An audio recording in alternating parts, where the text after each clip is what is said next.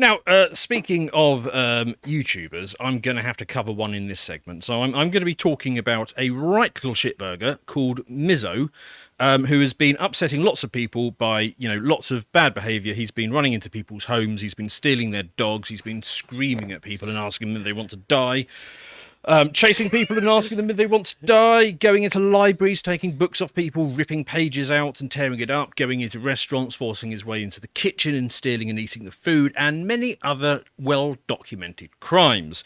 Now, he particularly... there really is just a laundry list of public menace. Yes. Yes, he is a nasty little character. I mean, this is the video that really sort of propelled him into the national consciousness. Let's have a look at this. These random houses, let's go! Hey,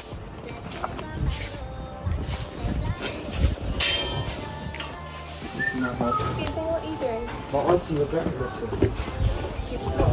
James? Yeah. Come to the front door right now, please. James? James? Hi. You man, come. Hello, James. We need to speak to James. James? Hi. Hi. James. Is this where the study group is? Study group? No. What door number is this? No. Study group? Yeah, 5:30. Come on. Come on, it's a bit more guys. Come on. Inside.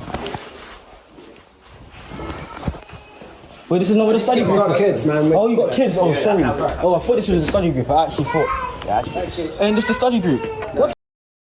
So, gang of black teens find somebody's door open because she's sweeping the steps and force their way into the home where her children are downstairs, and thank God the man of the house was around to shoo them out. But he thinks that this was absolutely brilliant, and this video was... It's a funny prank, bro. Well, this video was so infuriating that lots of people shared it, and he achieved some level of notoriety, which he absolutely loves. That's the reason he's doing all of this stuff, and there was much more, which we'll show you some of. Now, originally, when I wrote this segment, I didn't include his name, I didn't include any of his videos, I was simply going to talk about it. But, over the last sort of 48 hours, you now got Tory MPs who are retweeting some of his stuff. So I kind of think it's got to the point where actually he's sufficiently out there that even though I know that he wants this stuff to get a reaction, he wants to get his name out there, he's absolutely delighted with this. He's made videos talking about how happy he The is. train has left the station on this. Yeah, that's essentially what I'm going with on this one. And his little boyfriend, who appears in lots of these videos, was responding to people onto Twitter when this sort of first came out, and he said, well, look, if you don't like our content, don't watch it. He simply couldn't understand that what they were doing was wrong. He seemed to think, well, if it's just a content thing. So I mean, this does actually make me think, just for a moment, how do I put this? So, think carefully, because English culture has a very nice way of making societies that are nice and livable, such as you don't have to have a huge gated gate. Well, it's with a lock in South just to the Africa. front. In South Africa, there would be a sealed entranceway, Yeah. and they would make sure it's that sealed you wouldn't be all able the to time. climb over. Never Yeah. mind, just open with your hand and then walk into the house. Whereas this woman thinks that she can come out into a front For garden. centuries, we have not needed such a thing. We might now. Yes. If this is the culture of England. Well, of course, there is a subtext to all of his videos, and that is that, and I'll say it bluntly, he knows that he's in a protected class. He knows there's two-tier policing in this country, and he can get away with this stuff. But there's more to it than this, and you'll see the subtext running through a lot of his videos that are going to be coming up next. He knows that you know that he is probably carrying a knife, and he knows that you're not. And he knows that if you use violence against him, and there is plenty of reason to use violence, I mean, it's not just home invasion, it gets way worse than that, that if you use violence against him, that you're going to go to jail, and he won't. There is an asymmetry in the law. And, the way British law works is basically it depends largely on who you are. Your immutable characteristics determine the severity of your treatment under the law. So I'm always reminded of one stunning example. There was this guy who, and to be fair, he shouldn't have done it, but he filmed him in bed with his girlfriend. Now she was a grown up.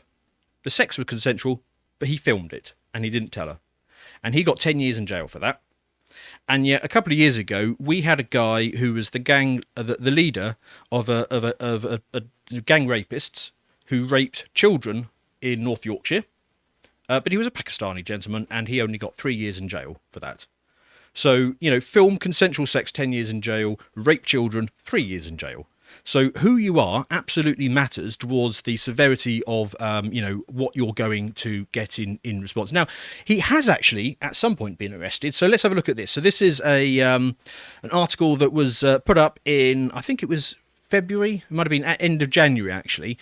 Back then, he's made lots of videos where he expresses his dislike for the Jewish population. And he decided to attack one Jewish man and jump on him and steal his hat. And that actually did elicit a police response. That's mad, because it really is unlike the black community to dislike Jews. I mean, Well, yes. It shouldn't come up a lot. But he learnt something from that experience, and that was that basically you should leave the Jews alone because that will merit a police response, and his new favourite target is mostly white women.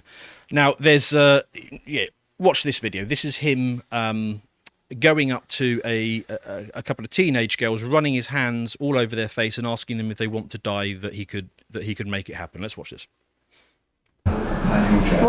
What? I saw you from over there. I like your hair still. You got some nice hair. It's nice and luscious. Are you okay? I'm perfectly fine. We're gonna die. Huh?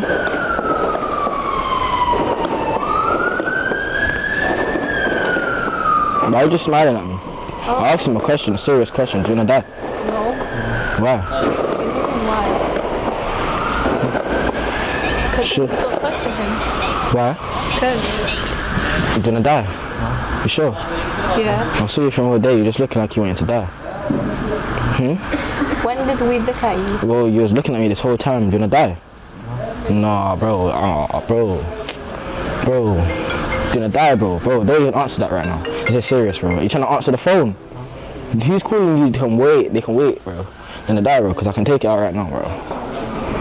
What's wrong? Huh? What's wrong? I can take it out right now. Do you want to die? Yes or no? Half speak. I'm talking to you, bro. You don't wanna die? Swat me then. Swat. I lied to you, bro. I don't know why you're laughing as well, bro. Just I take it out right now. what a funny prank. Yeah, hilarious, isn't it? Now, I mean, that's him alone in this video, but of course his whole crew is standing just off camera, and they know that. So he's going up to, teenage girls, running his hands all over their face, saying to them, "Do you want to die? I could take you out right now." This. I mean, this is already a crime. Well, quite, yes. Not that the police have done absolutely anything about this. Now, I mean, what if this was, some white skinhead going up to a young black girl and saying, "Do you want to die? They could take you out right now." The instant jail sentence. Yes. Now, I will note that there are lots of videos like this of him going up to... It's one of his favourite things to do, to go up to people and say, "Do you want to die?" I've noticed that there are no videos of him going up to black men and saying, "Do you want to die?" And there is a good reason for that. Really? Because I think that he would get his comeuppance extremely quickly if that was the case. There is a video of him going up and harassing an older black lady, and she's not having any of it. She basically immediately tells him that she's going to F him up and starts to come at him with her brolly. And he sort of backs off rather sharply at that point. But you see, and I don't care what anyone says, there are racial differences.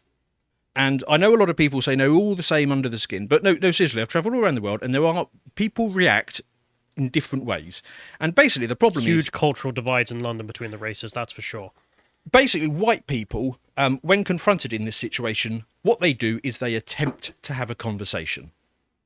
They attempt to start talking to him. They start to try and reason with him, and say like those the young girls do. Like, what's going on? Why are you doing this? They try and have a conversation with him, because that's how we respond to this. In fact, I'm always reminded of a friend of mine who lived in London, who was in a shop, and a whole bunch of young black guys were slapping this white kid around the face, and my friend said to him, "Are you going to let your mates treat you like that?" And he says, "No, I don't know these guys. I've never seen them before. They just came in here and started slapping me." So he intervened and, basically got them to leave him alone.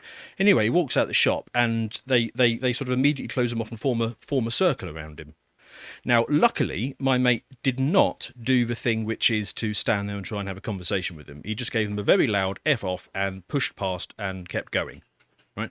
And as it happened, he was talking to he went to a dinner a few days later, and he was talking to a senior police officer, and the police officer said, yeah, you did exactly the right thing by not engaging in conversation, by just getting out of that situation and basically showing aggression but keep moving, because all the time things like that happen, and then what happens is you get stabbed from behind in the arse, and normally it hits was it the sciatic nerve, and you are quadriplegic. And that happens all the time in London because, white people don't know how to respond to this type of situation. They tend to start trying to have a conversation. They start trying to reason it out, and it doesn't work. Other stuff that he's done, he thinks that he's absolutely hilarious for doing this. Hello. Hi. You got a nice dog. Sorry? You got a nice dog. She's lovely. She's, yes. Family dog. Don't run away. Boom gang, whole lot of gangs. We outside. We outside. We outside. We're all gonna fucking dog. We outside every single time. They were just scum. Yeah. Stealing an old lady's dog now. Well, it's an old lady with a grandchild, and he steals a dog, runs off. And of course, what can she do? I mean, even if she didn't have the grandchild with her, she wouldn't be able to respond to that. She can't chase him down. Now, everybody hates this guy. I noticed that in looking at the responses to these videos, that the all the black guys who are responding to this little weasel, they all go straight to this guy grew up without a dad. So they are seeing through what's going on with this little scumbag straight away. They're not having any of it. Now you might think, okay, so he's only got in trouble with the police when he went after a Jewish guy and assaulted a Jewish guy, but otherwise, they seem completely unable to do anything about this. But they know who he is, because they have arrested him that once. And actually, there's a more recent video where they decide that they're going to give him. But he's also filming the crimes. Yes, there is that. I remember when I was at secondary school, a couple of girls went down to the local town, stole a bus, drove the bus back to my town, crashed into a wall, filmed it, and uploaded it to YouTube. Arrested the next day, obviously, because it was on YouTube. Yes. I think you could still go see it. Oh, and he's been doing this for months and months. But that's what I mean. Like, I remember when that happened, and it was like the first time in my life, or people in that town were like, "Oh my god, why would you film something and put it on the internet? What a moronic thing to do!" And then, well, it's right there. Yes, this is the easiest open and shut case you could ever have. Well, should we find out how the police actually treat him? Sure. Let's watch this. Today, you're not under arrest. You're pretty free to go. On today's episode, I understand. If you want to go, I'll put it in. No, I'll read it. We can get it done now. Yeah. No, but I want to get it done now. Leave right now without. No, but I still have to get it regardless. I still have to get it regardless. It just goes through lots of It's going through my letterbox, but let me just do it now. We can get it done now. Probably save you a bit of bother. Yeah. All right, mate. I appreciate your cooperation. How are you, by the way? You okay? So that's how the police are dealing with him. How are you, mate? You all right? You're doing okay? Oh, thanks for talking to me. Oh, you're not under arrest. You can go anytime you want. So this is how the police are dealing with him. Now, look, I don't know who that particular officer is, and maybe he's a very effective police officer, and he's a lovely chap, but he comes across as a complete wazzock in that particular clip. And look, I don't know his name, so I'm going to call him Sebastian Soyface. And he's probably a geography graduate or something like that. Now, I'm sure that Sebastian has done all of his diversity, equity, inclusion training. I'm sure he's been grilled many times on the Macpherson report. And effectively, the Met Police these days, they have been completely gimped. Because they know that the highest priority of the police is not crime, especially in the Met, it's appearing to be not racist. It is all about not offending the sensibilities of senior officers and politicians. And senior officers and politicians, they can't tell the difference between decent tax-paying blacks and scum like this. So they think that in order to be anti-racist, they need to suck up to guys like this. They need to be pro-scum. That's their rationale. And that is why, in London, knife crime is soaring. Black-on-black violence is an epidemic. And it's because of the priorities of senior police officers and politicians, and now the force is occupied by people like Sebastian here, because the police, they used to. The doctrine is to treat all racial minorities with kid gloves because we wouldn't want to be accused even the criminals. So, and it is the worst thing for the black community because the black criminals basically know that they learn after a while they can get away with it. And, you know, the police, they used to have lots of extra-military guys in them. And the Tories, they decided that they didn't want that. They wanted to get rid of it. So they're all graduates now. You have to be a graduate to become a police officer. The ex-military guys are out. Now, I pose this question to you. Why do you think the state doesn't want ex-soldiers being police officers? Why do they want people who have been indoctrinated into liberal ideology? And also, who would you rather have protecting your street?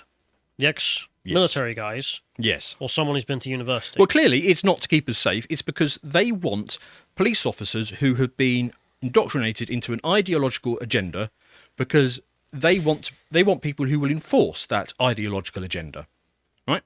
And, you know, if that guy... if that officer was ex-power or something, that encounter would not have gone down like that. You know, this guy would be getting dealt with very, very differently. I'm going to give you an image here. This was something that was screenshotted from within the police. So, you know, here they are talking about how they can arrest people, how they can deal with people, and they've got a segment on hostility. Hostility. We do not need to prove hatred.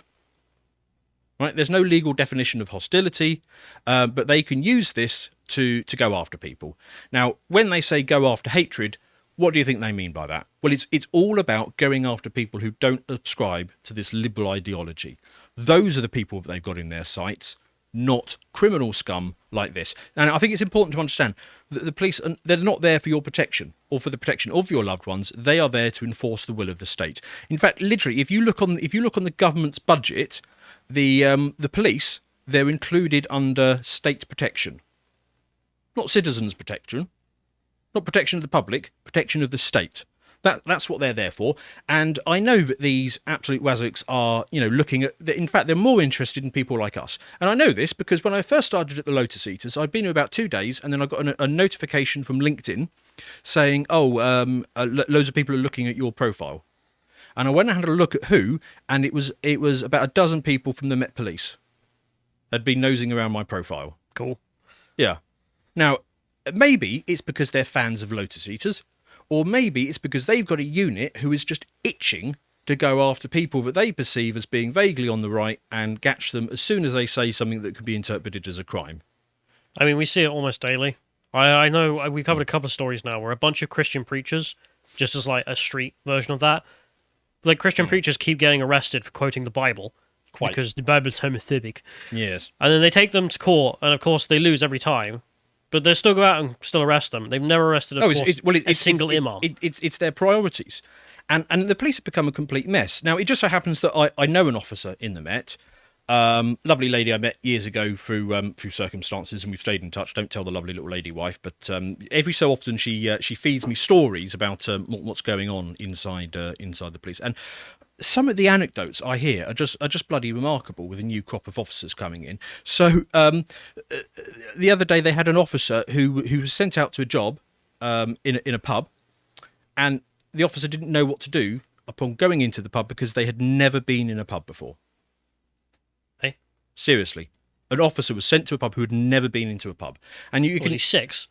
Well, no. So I mean, her reasoning was presumably that this officer's parents weren't pub people, and then of course their whole university thing was largely under lockdown, so they didn't really get to experience that. And then they're sort of a 19-year-old officer because you can go in at the sort of young age these days. They don't require life experience, and so you can have officers turning up to jobs who've never been in pubs. Another one that got told to me was a thing that police do a lot is going out to the scene of a death.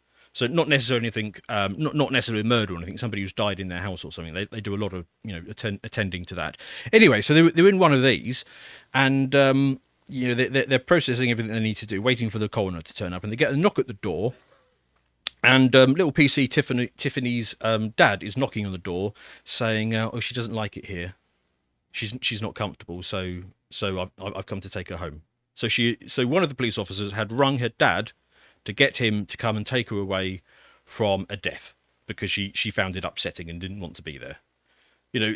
Like an intern. Yes. Again, if they were still recruiting ex-military people for these roles, that would not be happening. You know, do you feel safe with this sort of thing that's going on? It gets bloody worse than this though, because I don't want to just rag on the police. I also want to poke the Conservatives. So this was a Conservative MP who responded to this. So this is Paul Scully MP, and his reaction to this guy going up to teenage girls and saying, "Do you want to die? I could make it happen," is, as soon as the online safety bill goes, the hosting of this video will be illegal. But before it's against most platforms' T's and C's. TikTok don't need to wait until then to do the right thing with this guy's account. Right. So the Tory MP's response is not, "Oh, this is a crime. Let's arrest this guy. Let's get." How do we improve society so we have less of these human beings? No. Or even it is straight to, how can we hand more censorship power to the state so people don't see what's going on? I love Ukraine. I mean, I'm sorry to bring that up, but just every goddamn time. Yeah. Oh, yeah. And he's no. He doesn't bother with a British flag. You know, that's old fashioned. He goes for a Ukraine flag. What's the weird argument there? It's already against their terms of service. But you know what? Let's make it a crime. I don't care if it's on YouTube. In fact, I quite like that it's on YouTube because it demonstrates the level that London has fallen to. Yeah, I agree. But he's exactly even if we the other way agree with around. this bollocks that you should be destroying this stuff from the internet because that'll stop it. Okay, it's already against the terms of service. It should be deleted. It will be as soon as the moderators get round to it. But no, we'll make it illegal as well. No. I just need more power. Why? Well, I mean, there is nothing about either side of this. He's already committing crimes. The police could intervene, but they don't. And he's already committing things against the T's and C's. So, in fact, none of this is necessary for a new online safety bills. But he wants it not to go after guys like this, but to go after guys like us, the Lotus Eaters. That's why he wants it. Anyone who is critical of the British government. And it reminds me of those eco-protesters, those guys who were out there gluing themselves to roads. Again, that was already illegal.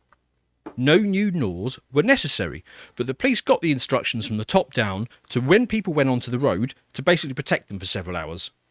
Until we can pass a bill to ensure that we have more power. Yes. And then arrest them. And they've done it now. They've passed the new public order bill.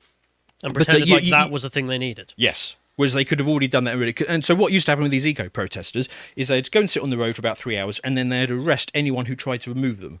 So you've got a white van guy, pulls up, tries to drag them off the road, that's the guy that gets arrested. And then after they've been there for about 3 or 4 hours and inconvenienced people and they've got all the footage and they've upset people, then they use the existing laws to take them away.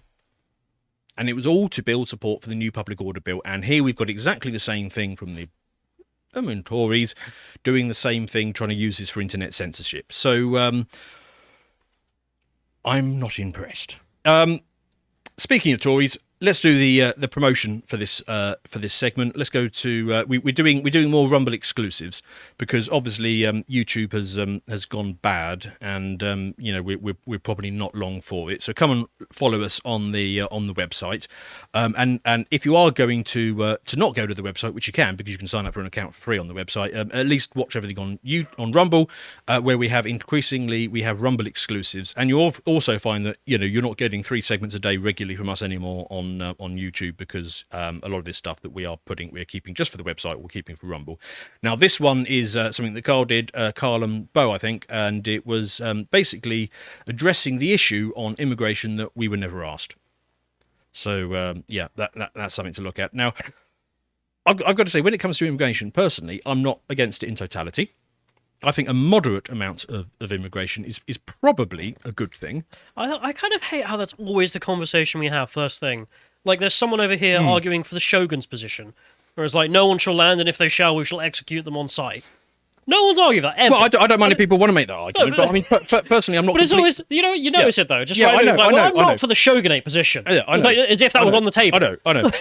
I know, but I happen to think it's a little bit like the difference between iron and steel. The difference between iron and steel is 2% carbon. So I don't know, maybe 2% immigration. I could maybe live with that, right? But not the situation that we've got to, and that's what this video addresses. And I just sort of pose this question, right? Let's say loads of British families, they decided to go out to Tokyo. And despite being only 7% of the population of Tokyo, they started committing 45% of the crime. What do you think the Japanese would do? This happened in response to that. I don't know if you remember. There was a refugee welcome moment in Japan. And it really was a moment because 50% of those who came, it was like 20 people or something, were refugee crimes, is what I'm going to call them. Right. For safety reasons. So it wasn't British families then, it was... No. They instantly shut down the program and deported everyone involved. Yeah, it's because the Japanese, they have rejected multiculturalism. You know, they have decided to be, constitutionally, an ethno-state.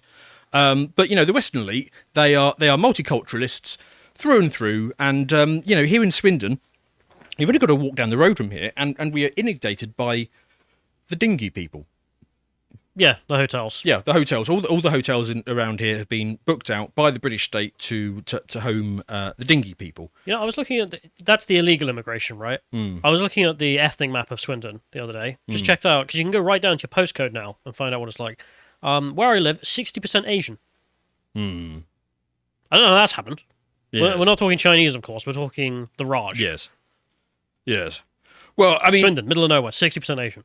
Yeah, I mean, and you make that distinction there on the sort of the legal and the illegal immigration. I can guarantee those guys in those hotels, they'll have British passports in about 3 years. Yeah, because they'll become legal. Yeah, because you know that is the, you know, establishment, you know, Tory response, which is to say, oh, don't you know they're as British as we are, and look, just to prove it, I'll give them a British passport, and there you go, they're just as British as we are. It's like, well, yeah, but. We were never asked. We don't want that. It's like, well, yes, but you know, no foreigner would recognise them as British. Yes, I mean it. Yes, I mean even their own logic falls down because to be a thing, you have to be recognised by the internal and the external.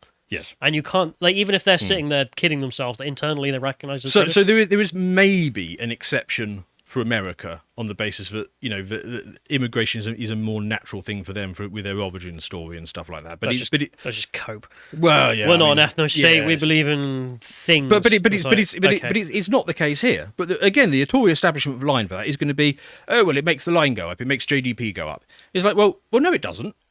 I mean, they make TikTok videos go up. Yeah, it used to be the case that immigration made line go up back in the early 90s when the immigration that we were getting actually was, you know, doctors and architects and engineers. Luxembourgish bankers. Yeah. That actually did make line go up. But basically, since 1997, and they've opened the floodgates, no, it doesn't make line go up anymore. It's actually a net cost. The figures clearly demonstrate that. And then the Tory response is, oh, well, you know, that might be the case, but I'll tell you what, I'm going to censor you so that you can't talk about it.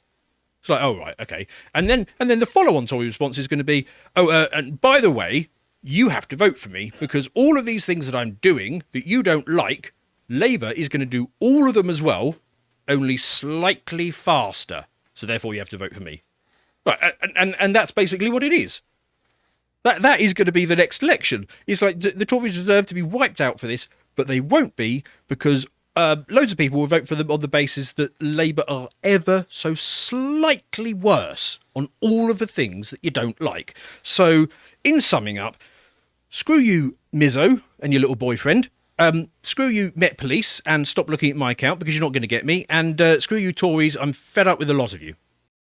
Hope you appreciated that segment from the podcast of the Lotus Eaters. And if you want to support our work, you need to go on down to our website where you can sign up and watch videos such as this one, which is Epochs, our history series. This one's about the Wall Street crash. And also, if you want to check out what Bo, whose series this is up to on Twitter, make sure to check him out at HistoryBro1.